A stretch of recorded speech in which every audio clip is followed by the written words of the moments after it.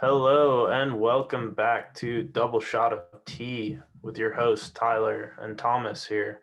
Welcome We had a back. really crazy game week, yeah, and we're excited to bring you back to the news and the games. Yep, the third game in one calendar week here. And I think some teams have taken advantage of that, like Everton obviously taking all the points. And then we also see some teams struggling with it, like Tottenham, who at the beginning of the week were in first. People were talking a little bit about, including us, about their title aspirations coming off the back of the Arsenal game. The Liverpool game was a setback, but you kind of expect them to lose away at Liverpool. But then that Crystal Palace game came back to bite them because they also dropped points against Leicester, which has now kind of put them out of the top four. And with Chelsea and City with a game in hand, kind of in a more precarious place than they were at the beginning of the week. So a lot of big changes that I'm excited to go over here. Yeah, yeah, definitely. I just want to bring this up really quickly as this is going into the game week. This is showing the expected points, which is taking into consideration expected goal, the difference between that and drawing points from a team. At the top, we see this is where all the teams are in terms of the expected points table, and this is the actual table. So we see Spurs highly overperforming here, Manchester City underperforming, Arsenal overperforming as well. But just United as well. Just a couple things to note with that, and just showing how a lot of teams are kind of underperforming, overperforming, and where they stand there. So it's a really hard way to predict anything, and where everybody is right now in the table, and the results from this weekend are showing just absolutely crazy things going on. So I would um, say that also another good thing to point out from this is that no team is that far off from their expected points except for Sheffield, right, with one actual point, but they are expected to be third from the bottom.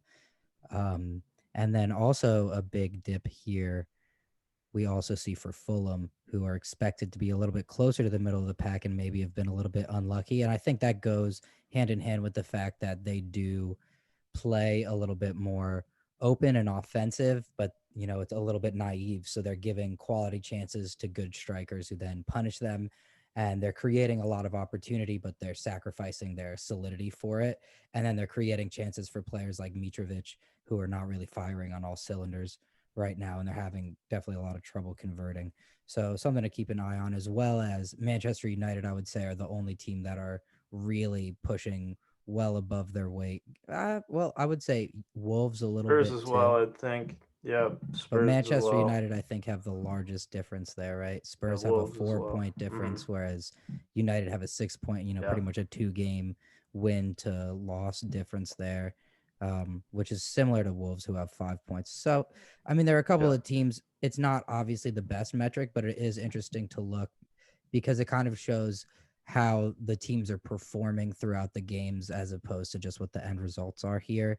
Um, but nothing too surprising, right?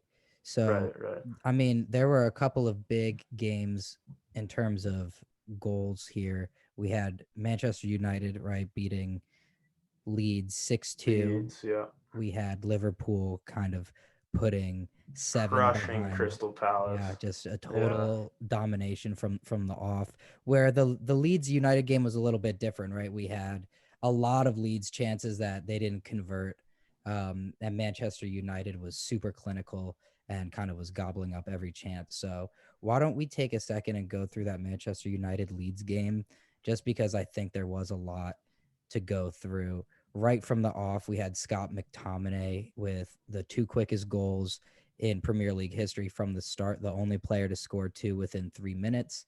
Um, the first one, he gets a little chop back and he's at the top of the box and he hits a shot out with the outside of his foot to the near post of the keeper, who kind of dives the wrong way. It looks like maybe he might have scuffed it a little bit. He cuts across the ball, so that's obviously how you get that outside of the foot spin on it. But it looks like he was shooting for the far corner and he kind of got lucky. But I'll give him the benefit of the doubt because, 60 seconds later, he's on the score sheet again. Martial puts a little pass into him from a throw in. You see two Leeds players coming up to cover Martial, and Scott McTominay just making a diagonal run in behind him from the midfield. Martial just plays a straight pass through. Click is on the wrong side of Scott McTominay, who sorts his feet out and then just puts it, kind of an instinctive left-footed finish into the far corner. So really good start from Manchester United, who've had trouble at home. Yeah, definitely. And it seemed like they were converting all of the chances that they had gotten within, the first 20, 30 minutes of this game. They were up 4-0, and Luke Ayling was kind of on the wrong end of a couple of the chances there with, that first goal from McTominay that you were saying. He was defending Martial. Martial was able to play, on the second goal, he was able to play McTominay in with absolute ease. And, with Ayling pressing, it wasn't enough. Nobody was able to pick up the run from McTominay, and it was just way too easy. And time again, we see this from Leeds where they're just, you know, unable to defend. They have no problems creating chances, but defensively, it's really difficult for them to go a game without conceding 2-3 goals. So it's tough for them. I hope they can sort it out because their games are extremely exciting. All of these guys score incredible goals, and we saw that from the 2 goals that Leeds scored, but it wasn't enough. And conceding so many chances. This was the highest expected goal total of a game this entire season. Yes, there was the penalty, but still extremely high expected goal. So entertaining, but I think Bielsa had a really rough go there. Yeah, and Leeds play that super high energy, high press, a lot of interchanging, a very fluid formation. They all break in attack, but they don't have the solidity, right? If you watch those Manchester United goals for the third one, and also for the fifth one that Dan James scored, you see every time the ball's going into a Manchester United player, the Leeds player is just like a second too late, but they're usually on the wrong side of the ball. So you have this team just chasing after players instead of standing behind the ball and waiting. They're all trying to get the first touch in. They're all trying to get their foot into the ball. And that's great when it works and it gives you a lot of chances. And that's why they break so well and they break in numbers. But then it also leaves you so bare at the back because their defenders are always running around and moving around and they don't have kind of that static safety in a solid position and formation because they're all moving and interchanging and following the runners. And it gets pretty crazy. It gets a little bit too much. And they obviously, Manchester United were super clinical.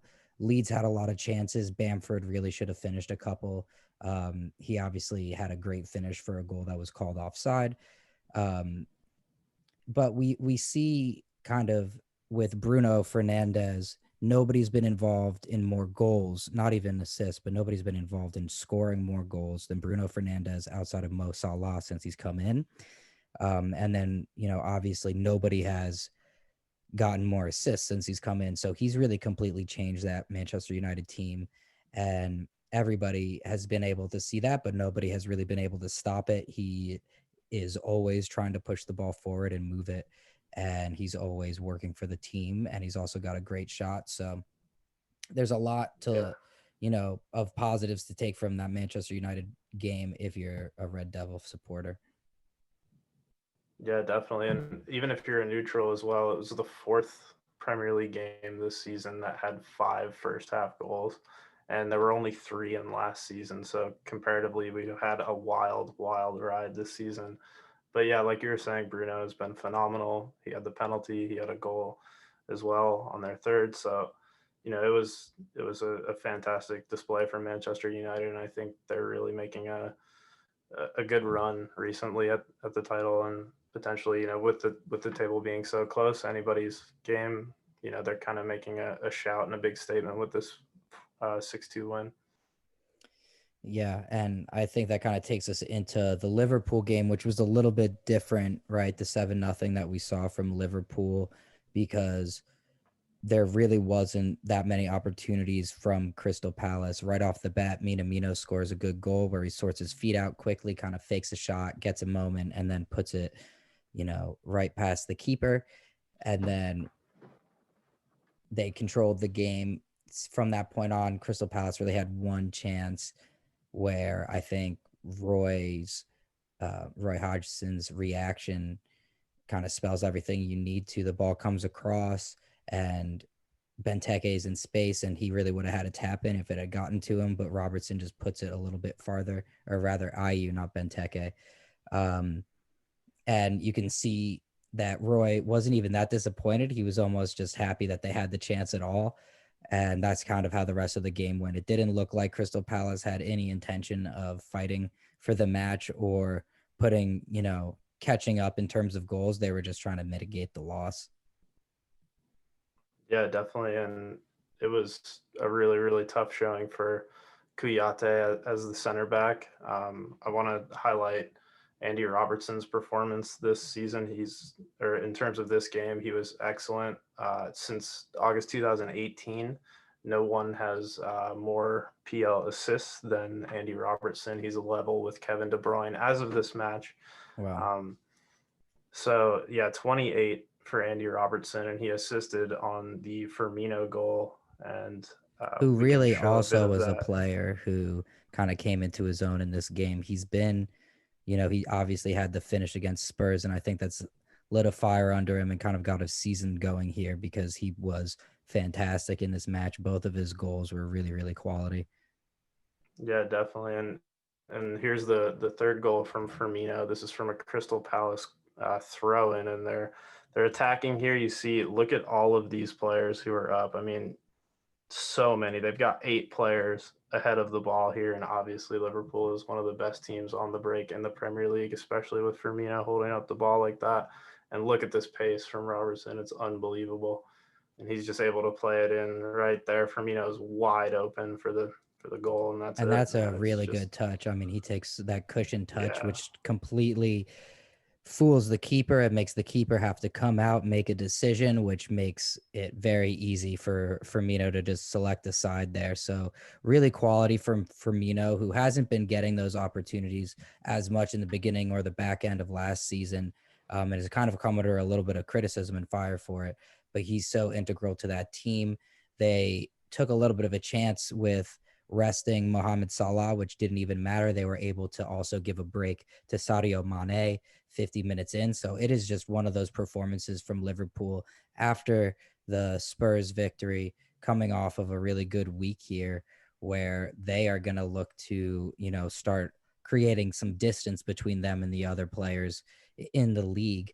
But they weren't able to get too far ahead because Leicester also put in a really good performance against Tottenham yeah, against to kind of Spurs. creep Yeah, creep up the league. And now Leicester is in second place, correct? that is right, I believe. But yeah, just to touch one more thing on the I'm not sure if Liverpool game Chelsea that might have makes jumped ahead. yeah. But yeah, just one more thing on the Liverpool game. Just that win takes Klopp to have the most Premier League wins of all Liverpool managers, which is Incredible with their huge and history yeah, and how incredible. dominant they And were before Robert, Manchester United too. It's surprising that Klopp can come in there and in a relatively short amount of time, half a decade, kind of do yep, that because with Arsenal and Wenger and Manchester United, obviously with Ferguson, it would be very tough to kind of come into one of those clubs. So I'm surprised that Liverpool isn't the same way. yeah, definitely. And Roberto Firmino as well. He is the highest tally of goal involvements in terms of Brazilians in the Premier League, surpassing Firmino and or surpassing Coutinho rather. So Willian Firmino is like is third on that list, I think, too, which yeah, I Willian, almost yeah. forgot that at one point he was a quality player just because of how bad he's been this season, right? One shot on target Mhm. in 11 Yeah, games. So we'll get to that later. Obviously, Arsenal are pretty shambolic right now. But again, that Tottenham Leicester game was really yep, interesting. I know we in the run up to the game in the pre-match, we were talking about how Brendan Rodgers likes to set up to kind of stop his opponent, and Mourinho does the same thing to So it was interesting to see who was going to take the role of sitting deep and Yeah. countering, because that's how Leicester like to play against big teams, but that's also how obviously Tottenham have made a name for themselves this season. So it was in fact Jose Mourinho who parked bus harder when push came to shove, and Leicester had a lion's share of the possession, a lion's share of the chances. Um, and Tottenham weren't really able to get up and running, but it was a cagey affair both ways. And it wasn't really Yeah. until Leicester got a what you might call a lucky break, or kind of they've created their own luck by being dominant and being spending so much time in Spurs half, right? But Spurs right back, Serge Aurier, who's been known, right? It comes up in the all or nothing thing. Jose Mourinho calls Serge Aurier out and go, you give up penalties, that, and he kind of accepts it. And I wonder how that halftime talk went, because Serge Aurier bumps into the back of Fofana, and Yeah. Fofana is not in any position to be a danger. He's right on the edge of the box. Serge Aurier doesn't even need to challenge He's him. running away from the goal. It was So, really bad, yeah, and it it's just wasn't even completely like unnecessary. I don't even think he really meant to foul him, but it was just too aggressive. He kind of shoves him in the back, which is like normal. He wanted to compete for the ball, but it was just so unnecessary. And it's cost Tottenham points here because, right, Jamie Vardy steps up. It's the end of the second half. Jose Mourinho is already down the tunnel. He's got to pop his head back out to see what's going on when the ref checks VAR. Jamie Vardy obviously puts it away because that's what he does. And I wonder what his top 6 record for goal scoring is now, because I know it's already been so Yeah. immaculate and So, yeah, superlative. Vardy against the top 6. We were talking about this before the game as well, about in our last podcast, about how good Vardy is against the big 6 sides. And he's the first player in the Premier League history to score away against Spurs at 3 different stadiums. As you know, Spurs have been playing at White Hart Lane, and then they were playing at Wembley, and now the new Tottenham Hotspur Stadium. And Vardy has scored away at all of them now. So yeah, of course, Vardy's going to put that penalty away, especially if Serge Aurier is giving it away so easily. And to share the woes with the Arsenal fans, uh, only David Luiz has given more penalties away than Serge Aurier since Aurier has joined Spurs, and that was But that's Aurier's including fourth. that's David Luiz, including but Chelsea, right? That's got to be including Chelsea, his time at Chelsea, right? yes, that includes David Luiz's time at Chelsea. Yeah. But I yeah, was I gonna mean, say that would be David crazy Luiz if David Luiz in 2 seasons. no, no, no, no. But I just wouldn't be surprised though. player for player, yeah. I mean, Yeah, I 5 mean, penalties, 4 penalties. everybody knows It's a Aurier lot. is that type of player where Yeah, and Aurier's only played for one club, so it's not good for him, and we all saw it in All or Nothing that and I was kind of waiting for it because Aurier had been in really good form this season so far up to this point, and definitely deserved to start, I think, over Doherty, but yeah, really rash decision but and that's his cost third him start, points. right? And he started all 3 games this week, didn't he, Aurier? Yep. Yes, he So I did. mean, I think you could see it a little bit with Tottenham, the lethargy creeping in. I think Kane had a couple of chances. I know he had a header that he came up and rose well for, that Son had put in off of a corner, where after he put it over the bar, he was just gassed on the ground, just totally looked completely tired. And I mean, he's played 270 minutes in the course of 7 days. That's got to take it out of pretty much Yeah, anybody. definitely, definitely. And I And think that's something that we got to watch for with this Tottenham team, is they're so on form and the players know each other so well because they do play week in, week out with the same 11, but that also causes a little bit of burnout. I wonder if we're going to see some changes now for this definitely for the EFL Cup during midweek, but I wonder if we're going to see any for next weekend. yeah, Spurs are playing Stoke in the EFL Cup on Wednesday. But yeah, I want to take the potential offside, yes or no. We have a couple pictures here to show on James Madison's offside. Fantastic goal, And I really just, quality goal too. yeah, I mean, as a Spurs fan, it's tough to see, but I think he definitely should have not been called offside here. It was really, really close. I think Ty goes to the runner in this situation, to the attacker, but this is James Madison here. This is Toby Alderweireld here. and Serge Aurier here. I mean, it is so close. They're drawing the line at his arm, and like it's really really tight. And just to compare, this was the Sun offside call, and this was deemed onside. I took it without the line, obviously, just to show the difference. But I mean, if Yeah, this is onside and this is offside, I don't know, man. This is so it's close, so and I close. I think it's frustrating because to the naked eye, it looks like he's onside, but also yeah, it doesn't really matter. I don't think it really changed anything that it didn't change this I game. I No, think no, I think absolutely not. I just mean it didn't matter. Like, even if it did matter in the context of the game, I don't think if he was 1 centimeter back or his shoulder was a little bit less broad, like Yeah, yeah, Alderweireld would have had a better chance of stopping him from scoring right, here, or that right. he was given an unfair advantage. We talk about this all the time. I think they need to give that width of that line to just make it larger so that there's a little bit more room for error, because But it's yeah, it's hard to digest for the fans for it to be such a thin margin when really in actuality it doesn't really matter if you're a nose in front of somebody's shoulder, but yeah, yeah. whatever. I mean, I'm But it fine was with a that. I'm fine with fantastic the finish call. from James Madison. I'm Yeah, okay with the yeah, call. and Like I it said, didn't I'm change okay the with game. Yeah, yeah, using the technology, but I think Leicester got lucky with their second goal that kind of went off of Alderweireld, off of a Jamie Vardy header. I think it deemed an own goal at the end. It definitely should have been, because the header wouldn't have yep, gone in yep. without Alderweireld getting his knee in the way. Sissoko not even really challenging for the ball, just shoving Vardy to try and put him off. But I mean, Yeah, it could have been a Leicester penalty there as were well.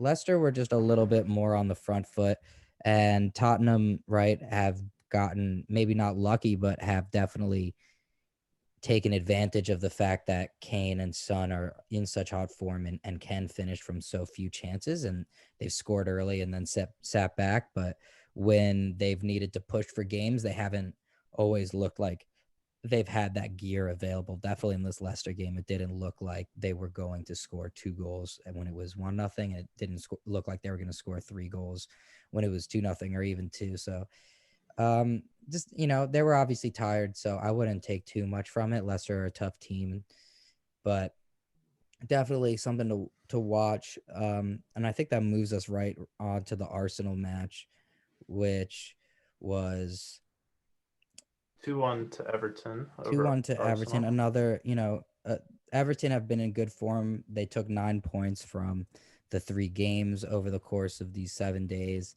Ancelotti, I think the biggest thing that we could see from these games, especially against Chelsea and against Arsenal, is that Ancelotti has drilled this team into this formation so well. They looked very comfortable to sit off of the ball, to, break when they had the chance, to be clinical. Obviously, against Arsenal, they got, I think, 2 pretty fortuitous goals here. They had a very, very strong deflection, um, from an Iwobi cross into Dominic Calvert-Lewin off of Rob Holding for the first goal. Arsenal had a really good play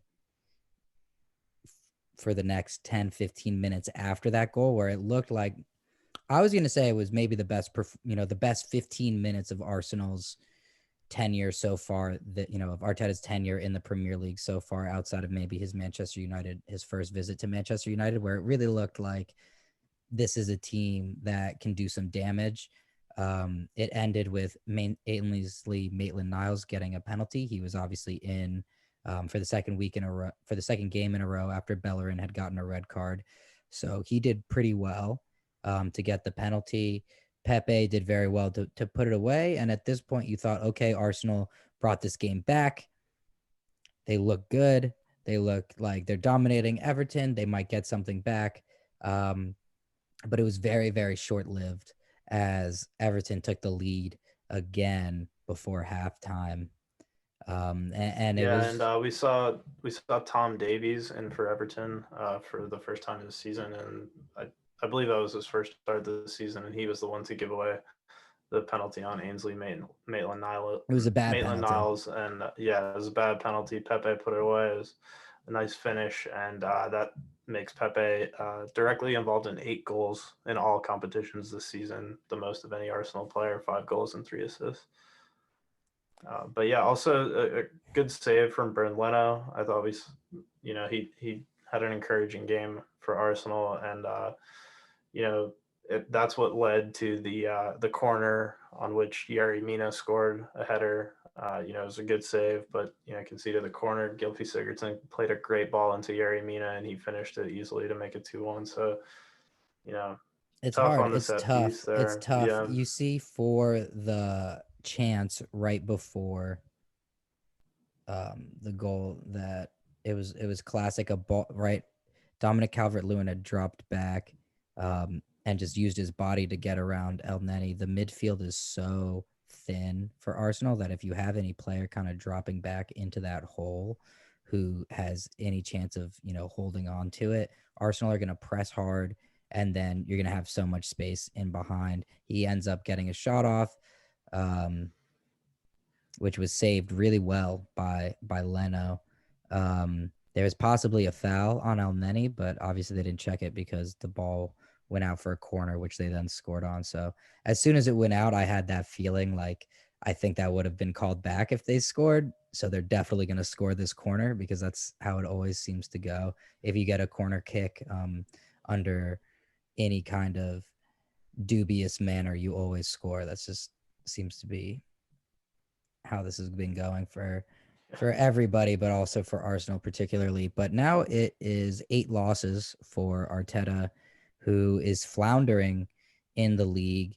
Um, he had a press conference since then where he talked about the statistics of the expected goals and how there was like a 7 or 9% chance of Everton winning that game and you lose, and there's a 7% chance of Tottenham winning and you lose, and et cetera, et cetera. And I mean, he's defending his players, he's defending the progress of the team, he's coming out into the media, and he's obviously defending himself.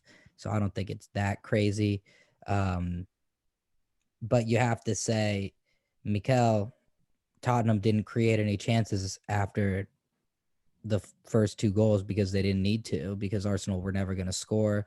They just sat back behind the ball, and teams do this because they're comfortable doing it. They score early on, and what's the point of continuing to attack, which is what Everton did after the first goal. They continued to attack, it didn't work, and then after the second goal, the second half, they completely shut it down and they got the 3 points. So why create chances when you're leading early and you don't need to? Arsenal aren't going to score. So there's definitely a lot of issues with this Arsenal team. They're boring to watch, which I think is a huge problem.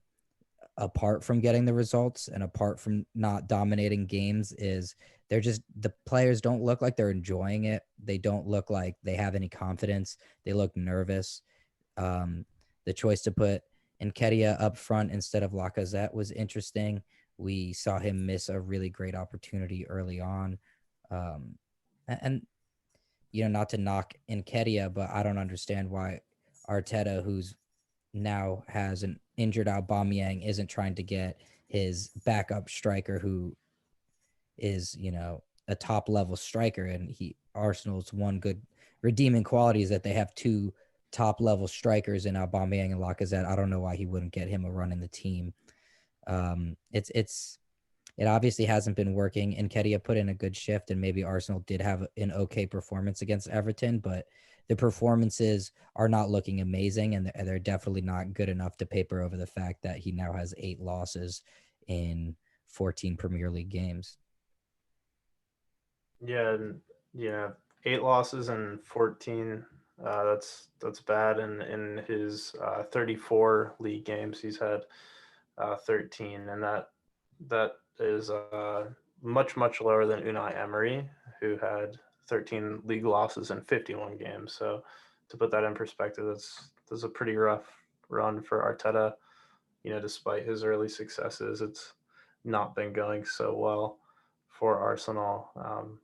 Their attacking stats have been pretty abysmal in terms of goals, shots on target, It's been accuracy, really bad. conversion.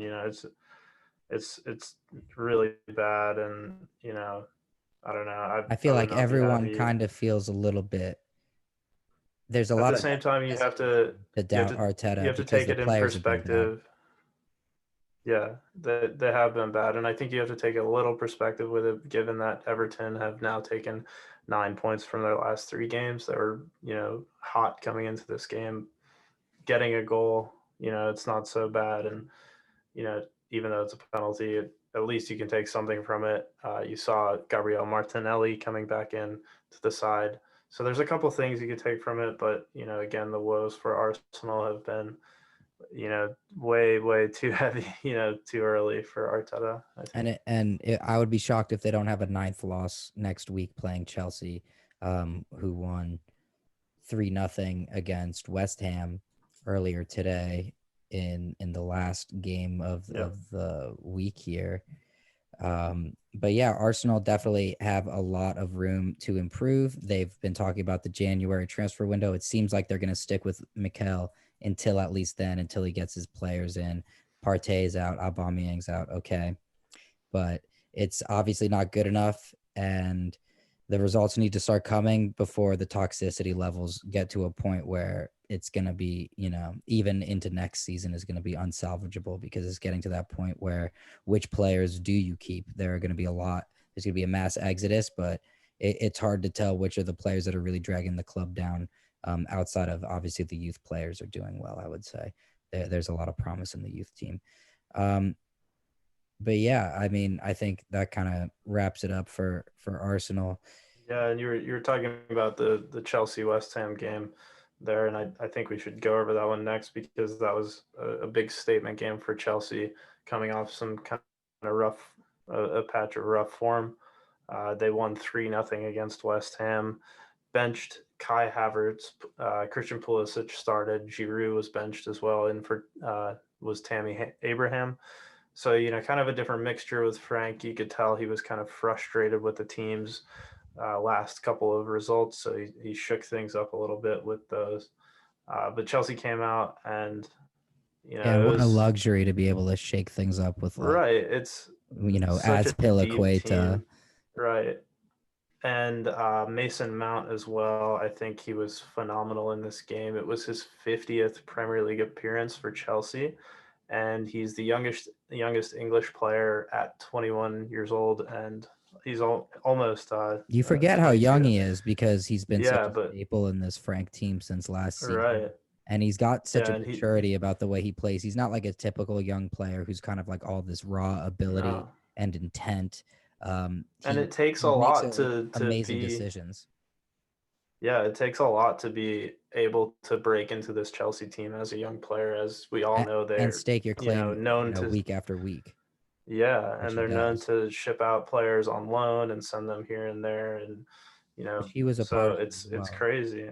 And so Mason Mount, he's broken the record that, or come close to the record that John Terry set with Chelsea, making 50 Premier League appearances as a 21-year-old.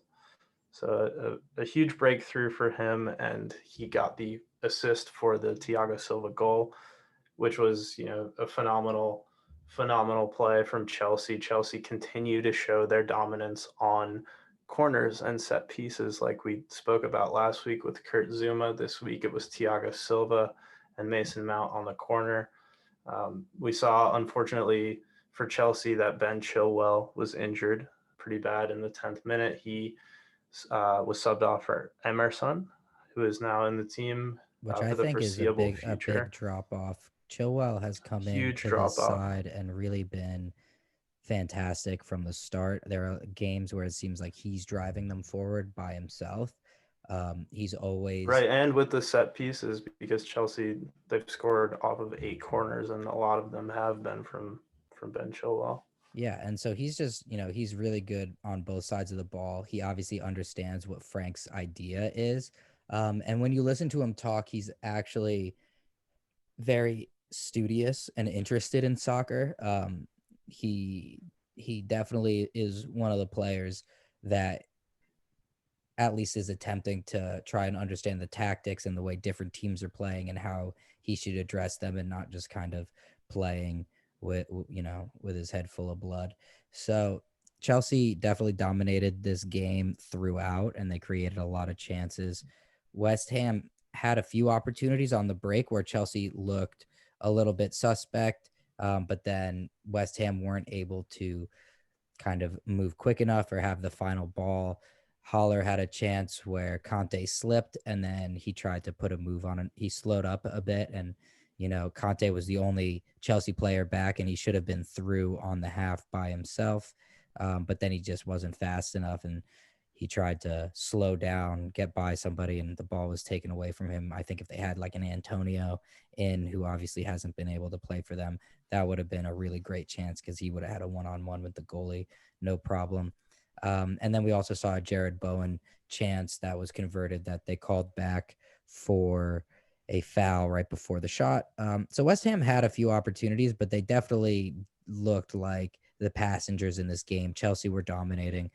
They were on the front foot. And usually in Yeah. those type of games, if, the team that's pressing like that gets the early goal, it's very, very hard for a team that's set up to play on the counter to not get a little bit less, motivated and disciplined when they're already down 1-0. So And especially when you're able to bring in players that you can trust. And this was the very moment. I just want to show that this is the very moment when Ben Chilwell gets injured and Emerson comes on. Not that he's involved in the play at all, but here's Chelsea on the corner on the set piece. Emerson just comes on, and the rest is history with the Mason Mount corner. I mean, just a deadly ball, and Thiago Silva, almost unmarked, gets that goal. But I mean, it's just so clinical from Chelsea, and having and he's eight, 36, right? They yeah, brought he's in 36 years Thiago old. Yeah, Silva, who's 36. It's like we brought in David Luiz at 33 or something, and he's obviously shown signs of aging, and we thought he was going to bring kind of some experience to the back line. Thiago Silva's done exactly that. He had one bad game, maybe right at the beginning, where they had some issues against West Brom. They ended up drawing it anyway. Since then, it's been very clear, and Frank talks about it after the game too, that he couldn't manage to play like that week in, week out at 36 when he was in the league. He knew his body couldn't handle it. Thiago Silva, he was a little bit dubious of him coming over from the French league, so old. How is he going to fit in? But he just said he's so calm on the ball. He's got, he wants to compete for every aerial. He knows, his limits, and he knows exactly how to play. And he's looked really quality, and him and Zuma have become a really strong pairing in that back line. And we know Zuma has that ability, to get on the end of those headed chances. So if Thiago's also going to be putting him away, it kind of reminds me of Jose Mourinho's Chelsea, where they had Ivanovic in the back, kind of as that auxiliary right back who would then just score every headed chance he got. It makes Chelsea really scary when they also have players like Tammy Abraham. yeah. Tammy did Giroud. excellent today, scoring a brace, back-to-back goals. One was from a Timo Werner pass. Timo has kind of had a rough go recently, failing to score in his last 7 starts, but he was able A to get lot the of assist. chances Uh, here today too, and that's yeah, the a thing ton of about Timo chances. Werner Yeah, is you'll watch him in a 3-0 game miss 4 really open opportunities, but he's still involved. He's still getting an assist. Pulisic was really fantastic. His play generated the goal for Tammy, yep. off of the header that the goalie blocked, and then it was an open net chance. But he did the same thing for a Timo chance where he drives and he really drives right at the center back pairing, so they have to stand him up, and then he's able to shift the ball to an open player who's pretty close, but on the side, because he's driven at the two center backs and he's so shifty and he's so quick, they both freeze and start standing him up because he might go by either one of them and they need to kind of double him up, but then that just frees somebody up. He freed up Timo, for the Tammy, yeah. for nobody freed up Timo for a chance right before halftime that he Oh, yeah, messed yeah. up and hit right at the keeper, and then the chance, he gives it out to, I think, Mason Mount, who's really open on the wing, who then puts in a ball for him to head, that goes into the keeper that Tammy ends up finishing. But it was a very similar chance in terms of Pulisic just driving at that back line, creating that uncertainty for them for just a moment, which leaves a player completely unmarked. And he's just so quality, and I really just would want to emphasize the impact that he has for this Chelsea squad. I would be very nervous as an Arsenal supporter coming into next week with all of those players seemingly in good form. Arsenal struggling to create chances. Chelsea, obviously, with another clean sheet here, having, starting to put in some really, really solid defensive performances. And then, their players are always, once they have that base, gonna be able to create chances. So first game for Lampard to win against the side in the top 10. Again, David Moyes has never beaten Chelsea in his entire career away. So a Yeah, lot of it was things. tough coming in from them. And yeah, like you said about Timo Werner, I think he's definitely been kind of underperforming here. And in this game, he had some really really close chances.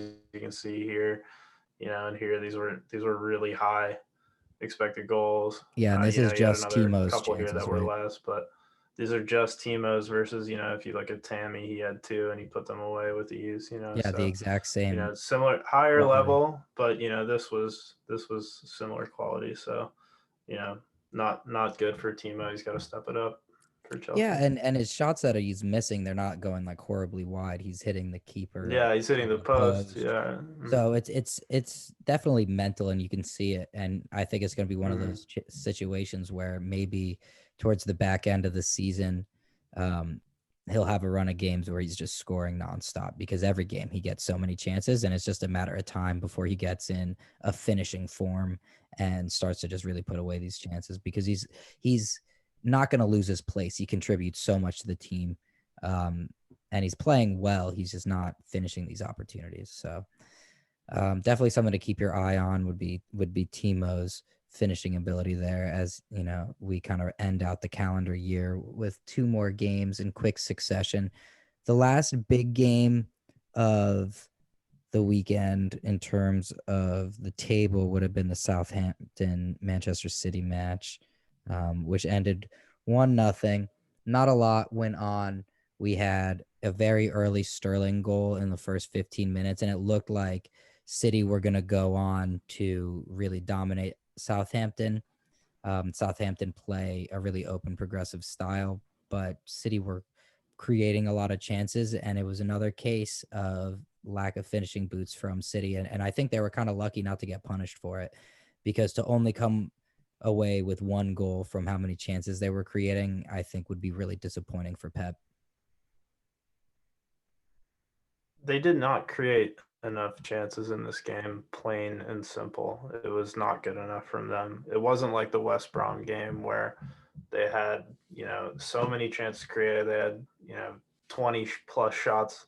You know, this was not like that. This was completely different. Southampton, they played really well. They're in form. They played two City. So I think they were they can be happy with a 1-0 loss, but Manchester City did not play well at all. And it was, shocking for Torres started up top. And we saw Aguero come in. Maybe Aguero's not fully there yet. Kevin De Bruyne is finally coming back into his normal expected self, and his assist to Sterling in the very City like goal that they scored. It's his 15th Premier League assist in 2020. As we're closing the year, we have to note how many he has had this calendar year. And, it's just been fantastic for him. In 2017, he had 18 Premier League assists. So, 2020 has been good to Kevin De Bruyne. He's been excellent, but I think Manchester City are definitely not too convinced and happy with this one. Yeah, I think maybe they still should have been able to convert. So I would go against you a little bit. They obviously didn't create as many chances as they have in other games, and on that front, it wasn't good enough. But I just watching the game, there were at least two other big chances that City had, where I thought they're a team that has a Liverpool quality, that has Tottenham level quality, where you see those players like Son, like Salah finishing and being ruthless in those situations. And that's what you used to expect from City, right? Like, not only are they fantastic, they're not leads. It's not like they're creating these amazing chances for shitty players. It's like they're creating these chances for Kevin De Bruyne and Raheem Sterling and Bernardo Silva and Ferran Torres. And these players should be able to finish these opportunities that they're making.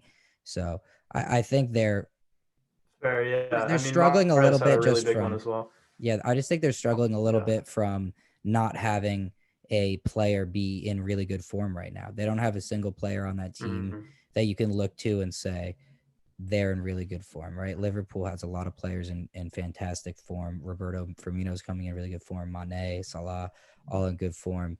Son, Kane in very good form. You've got Ziyech was in very good form earlier. Then you had a little patch of, Pulisic being in good form, Mason Mount being in good form. You need these players to kind of come in and out of being in strong form to be able to finish these chances if you want to have a chance at winning a lot of games, because it's not going to just be I created enough chances so I scored. You have to have a little bit of magic in the team. And Manchester City have just been known for that. Like, they spend the money, they get the players. They should have that killer magic element to them, but I don't think I've seen it from them since they lost in the Champions League, really. I haven't seen a player really outside of that one Mahrez game where he had 3 goals. I haven't really seen them kick on and and show that, even if you give them a sniff of the goal, they're going to put the game beyond doubt. It's kind of been like they have all these opportunities and it takes them 10 amazing opportunities to score 1 goal. Yeah, and I think they did get a little lucky too. Was the only reason why I was They did kind get of saying lucky. that there wasn't enough. They got lucky because Danny Ings got injured in the 41st minute. Shea Adams had a really big chance himself, but They had a when you header, don't have right, with Danny that Che Ings, their Adams. talisman. Yeah, they have Vestergaard had a header as well from a James Ward-Prowse set piece, as we know, are always so great. And So City are not great at I think defending the set pieces either. yeah, So yeah, yeah. But they were able to get the clean sheet here, and with the few chances Southampton had, obviously City's going to dominate the ball the whole game. But I don't know. I'd be a little put off if I was a City fan, just to think you should be responding in a better way. But they'll take the 3 points happily, no problem.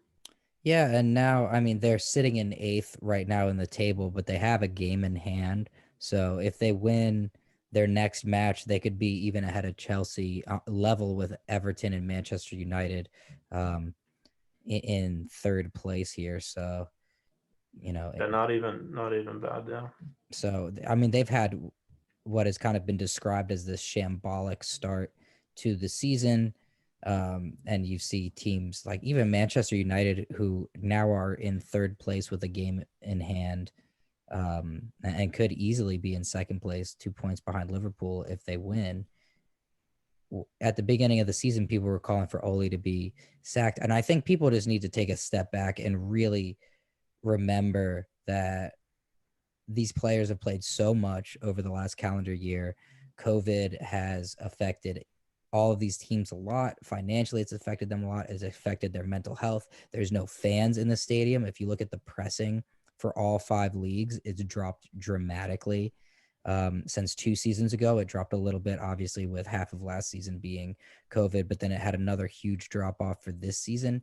And that's obviously because of COVID. It's because the fans aren't in the stadium. There's a lot of things going on, and I think teams, if you look stylistically, teams that are doing a little bit more of the counter attacking seem to be succeeding a little bit better this season in the Premier League, where teams like Arsenal, Manchester City, that try to play a heavy possession style, and a lot of pressing in the front area are struggling a lot. And I think that these players are tired, and it's just a really difficult tactic to run when you don't have all your players at 100% fitness. You're worried about injuries.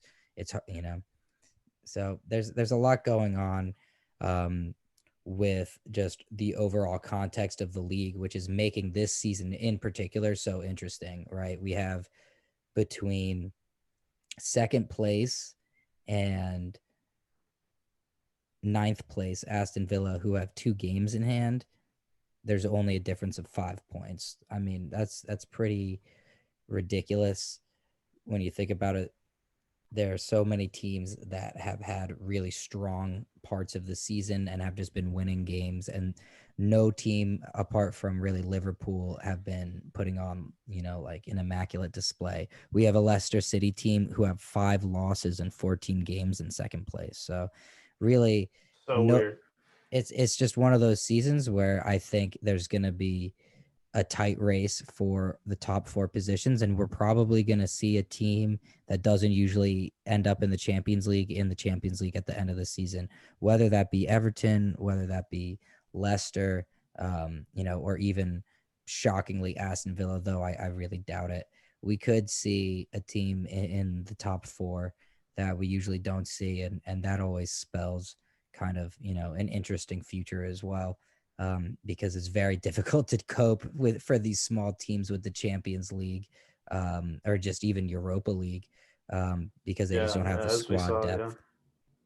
Yeah, as we saw when Leicester broke in, to the Champions League before, it was not so good to them. But yeah, you talk about Aston Villa and their place in the table, and they did really really well this weekend with their victory, their 3-0 victory over West Brom. And I just want to say that Jack Grealish has been phenomenal. He's created 38 chances from open play this season in the Premier League. That's the most of any player in the top 5 European leagues in 2020, 2021. So he's I mean, been he's really, really sensational. good and just sensational player. They've earned 22 points after 12 games. That's their best Premier League start since their 2001-2002 season when they finished eighth. They also had 22 that season. So a really good start for Aston Villa. Jack Grealish is killing it. And They I mean, just he's definitely not like a they're such a hidden different team. gem in any Yeah, way. He definitely is somebody, yeah. right? Who broke out for Ireland and everybody knew him, big thing when he came over to England. And he was very young when he came into the Premier League. I remember him just getting absolutely ripped up. Just as soon as he started, he just got, really beat up. I think the 4th red card this season has been shown to a player for a challenge on Jack Grealish, which is obviously the most of anybody. He's a fantastic talent, but if you look at him 3 years ago, he was in the championship. He was doing really well. A year before that, he was in, obviously the Prem, and he did well, but people had a lot of doubts about him, and kind of wrote him off as never going to have the quality to make it at the top level. We're saying he shouldn't, give up his Irish chances for England because he's never going to play, et cetera, et cetera. And then you fast forward even to this past summer, where Manchester United probably could have bought him for 60 million pounds, but passed up, and then waited all season on Jadon Sancho, who they also didn't buy. And you look at Jack Grealish now, and it's kind of like, No obviously question. at the end of last season he looked really good, but this season he has, um, just kind of transcended into an all league player. He's definitely up there for best player of the season with Son. I would say every time he gets the ball, he's creating. He's impossible to stop. When he gets in full, he's just throughout the game, he's constantly creating dangerous situations, making good opportunities, relieving pressure, beating players on the dribble, having flair, having style, working hard off the ball. So he's just a joy to watch. And it just goes to show that players grow. And, somebody who you might think is a good player or an average player might, blossom into the best player in the league under certain conditions. We see McGinn showing how quality he is game after game, whereas he was, And like a Bertrand Traore as well coming into the side. Bertrand did really well for them, and he's finally made his imprint on the team. yeah, it's a decent player. It'd be kind of like if Antonio went on to have, like a 25 goal season next season or something. It's like these players that everybody kind of jokingly acknowledges as having certain really high qualities, but almost writing off the fact that they would never be able to play at a top team because of how their current team operates. But Jack Grealish, I think, could go to any team in the world, and I would want him in the 11. And I'm sure I'll get slated for saying that, but I mean, he's so good in this form. I couldn't think of a single player who does what he does the same way. game after game this season. I don't think there is. Yeah, he's been phenomenal, and it's without a question. United definitely missed out on their chance. Maybe uh, next transfer window, but we'll have to wait and see. And other than the Villa win over West Brom, I think we should touch on the Burnley versus Wolves game, which was today as well. Burnley winning 2-1 over Wolves, and Wolves have had kind of a rough go. Burnley on the ups, getting a result at Arsenal, and now with this 2-1 win against Wolves, it's pretty good. They're showing their aerial prowess as we know them to have. Westwood scoring a header, Chris Wood also scoring from across. And then we also saw Fabio Silva come into the Wolves side with the injured Raul Jimenez. We know he's out, had a really horror injury, so that Wolves are now looking for a striker to come in, slot in. That's what they bought Fabio Silva for, but he's been thrown into the mix. He got his first Very Premier League young. goal, however, off of a penalty. He looks hungry. He's a big player in stature. Like he's a strong guy. He's quick. He's obviously got a lot of technical ability. And he has that sort of Gabriel Martinelli vibe of, just chasing everything down and being kind of rabid out there. He looks a little bit like not out of his depth, but he does definitely show his age. He seems like everything needs to happen right now, and he's a little impatient, and he's been struggling to get involved too much because I think, he goes for the most obvious run as soon as he sees it, and it's kind of getting marked out, and he needs to be a little bit more patient. Wolves are so good. They're so good at getting crosses into the box and having their wing players stand players up. Pedro Neto on the left, Adama Traore on the right, and Podence was actually playing through the middle towards the back end when they really started getting things going. And we saw Podence picking up those positions and kind of making those quick switches and being able to drive in the middle of the pitch, and then having Adama Traore stand players up, Pedro Neto stand players up and try to get a cross or shot into the box. I think Fabio Silva could have been a little bit more patient and tried a little bit better to get onto some of those balls, but Adama didn't have his best game. He was being marked out of the game pretty well by Burnley. They were doing well to double up. McNeil was dropping back on the left wing to help out with him. And then Neto just wasn't really able to get anything going either on the left side. So we've seen Wolves be really quality. They're definitely going to have to go through an entire rebrand with the loss of Raul. As you said, they're figuring out how to go about it. I think they might even do better having, Podence, Adama Traore, and Neto play as just a fluid front three and see how that goes, because Fabio Silva doesn't seem, even though he obviously got the goal with the penalty, they're trying to get him off the mark. It doesn't seem like he's ready yet to be a killer up front, and that's what you need to be as Wolves, because all of those chances are on the break. You're gonna get the big chances if you are patient and you wait, and you make the correct run, which is why Raul got so many goals, because their wingers are so creative, they're so fast, and they sit so deep, and they just lull teams into sending too many players up, and then they are so quick on the break. So I think it'll be interesting to see if they do anything in January, because they obviously spent so much money on Fabio. I don't know.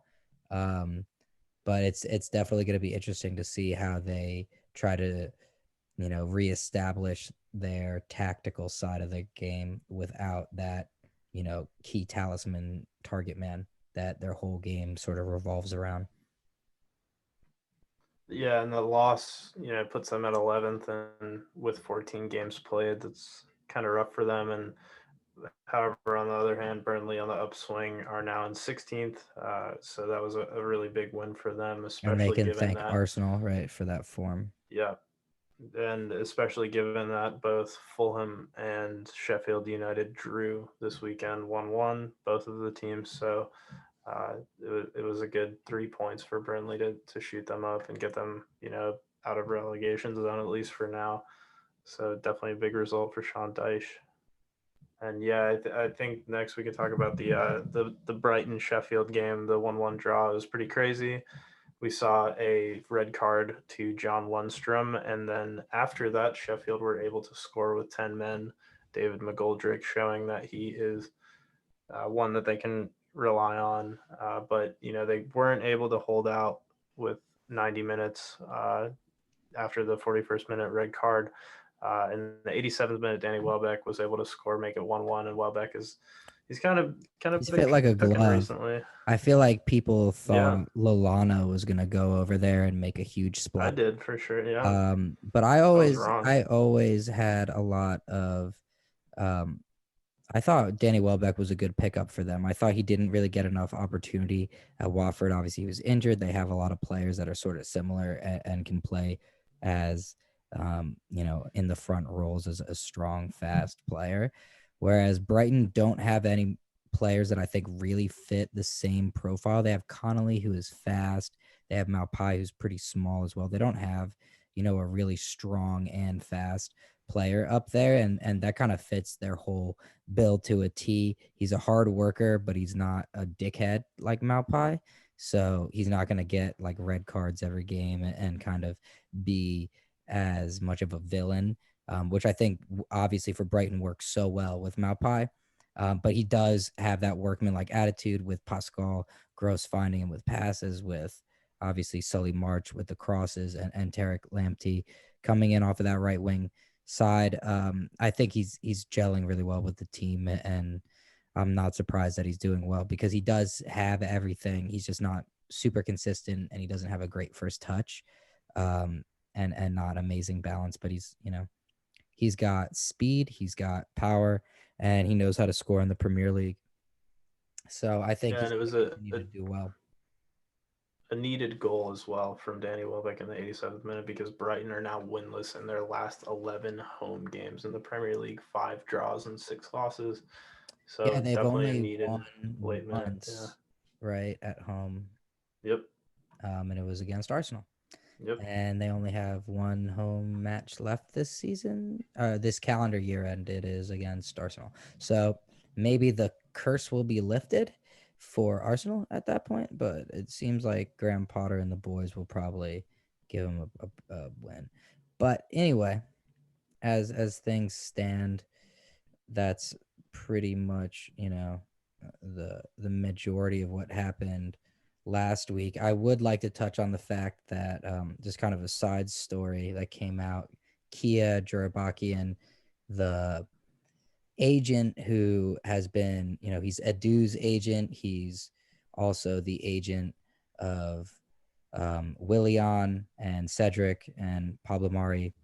So a lot of players that have gone on to Arsenal. Someone that has come out and the ties were too close to him, which is what was said with regards to the departure of Raul Sanllehi, kind of using too much agent persuasion. But it came out that he was involved in a Putin purchase of a magazine as a shell corporation, to kind of hide the fact that Putin had bought this magazine.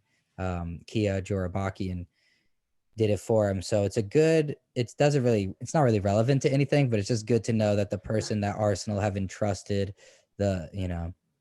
so much with, also Putin trusts quite a bit. So I Yeah. guess that's I wonder if Trump has met him. yeah, probably.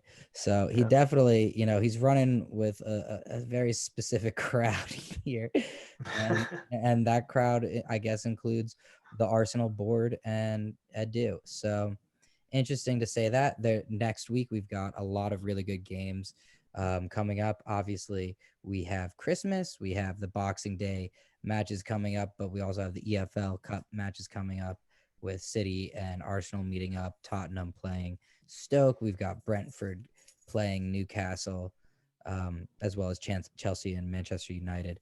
So a couple of games midweek, probably going to see a lot of rotation after the last week. And then on to the weekend, we're going to see A lot of good games on the weekend. right, Leicester, Manchester United is the first one. Both those teams are hot and definitely a good clash between second and third place, and it seems like every weekend we get these clashes where it's like 1 versus 2 or 2 versus 4 or something like that, and And both teams have somebody spoils performed somebody's day. Yeah. better, against stronger opposition. So Right. interesting to see. I think Brendan Rodgers might nick that one as well. They've been in such good form in terms of just being so difficult to beat and just grinding out results that I could see them getting one, especially Manchester United have that, sinusoidal form where they perform amazingly and then they blow it. So definitely want to keep an eye So on. hopefully we can bring you more statistics about Jamie Vardy's dominance over the top six Yeah, next we can next all week. hope. Yeah. Arsenal Yeah. playing Chelsea, which is obviously a huge match for Mikel Arteta, who would be losing his ninth game. Lampard just getting over the fact that he beat a team in the top 10 with West Ham.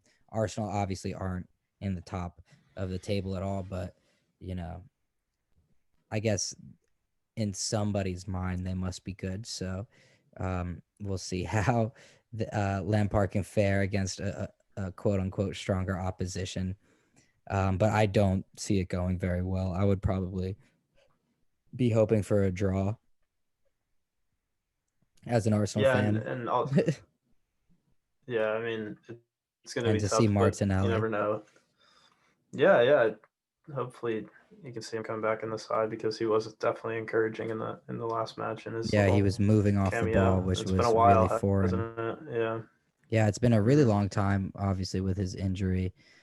He obviously had that, kind of his breakout when people found out about him when he scored that amazing goal against Chelsea last season. So I love Martinelli. I think he's one of those players that you can tell just gets his head down and does the work and is always trying to do, be very direct. And he's a fun, exciting player to watch. Um, the other game that I think is probably going to be interesting to people on the match week is going to be the I mean, nothing is too crazy, but the Wolverhampton Wolves Tottenham game I think could be interesting just because Wolves, although admittedly not in the best form, are always just a tough opponent. But other than that, I think most teams should come out comfortably, right? We've got City playing Newcastle, should be a comfortable game for them. We've got Liverpool Everton, playing West Sheffield. Brom. These should be comfortable games. Yeah. You'd Nothing. expect Southampton to beat Fulham, Yeah, but Fulham is kind of cooking a little bit recently, and Southampton coming off the 1-0 loss. It was encouraging, but you got to definitely. respond, especially without Danny Ings again now after his Same injury. for Crystal Palace here after a 7-0 defeat. How are they going to respond against Aston Villa, who are in really good form? Um, so we've definitely got a couple of things. Leeds, how are they going to respond against Burnley? I almost feel like they're going to totally demolish this Burnley team because that's how things go for Leeds. Um, but it's going to be a good weekend. The West Ham Brighton game, I'm sure, is going to be so cagey. I'm very excited to see if someone gets a red card in that game. Hmm. Um, Yeah, look but for fouls. Yeah. but other than that, I mean, I don't have that much else to talk about this past weekend. It was a really exciting weekend, unless you like Arsenal. Um, and as always, it's been a pleasure, Tyler. I look forward to going over the games next week. And thanks for joining us. And Yeah, take it double easy, shot of tea. guys. Happy Yeah, holidays. take it easy. Happy holidays. T- Take care.